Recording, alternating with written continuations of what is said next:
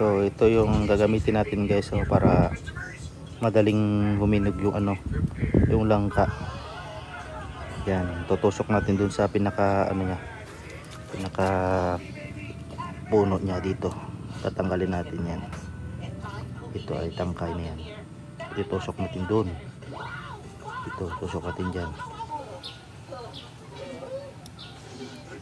Yan, at tatanggalin natin to. Nakapuno niya.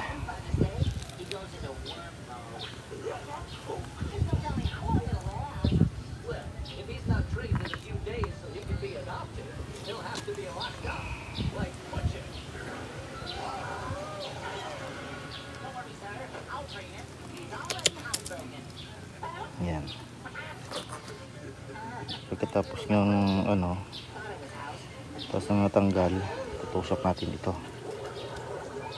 Ito.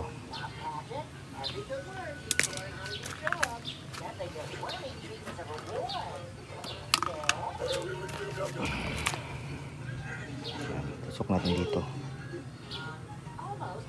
Ito po ay isang yung tangkay ng bayabas, ito panusok.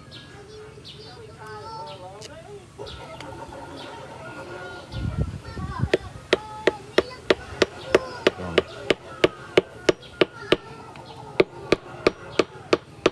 Baon po natin mga kalahati ng tangkay. Yan. Tapos na po yan.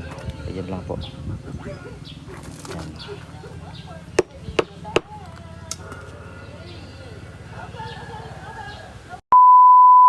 So ayun nga guys, tapos ko ng natusukan. Hintay na lang mahinog mga siguro to. Mga 3 araw ganyan. Hinog na to. Kakainin na naman tayong langka. Sarap sa sa bilo-bilo. Yan. Salamat.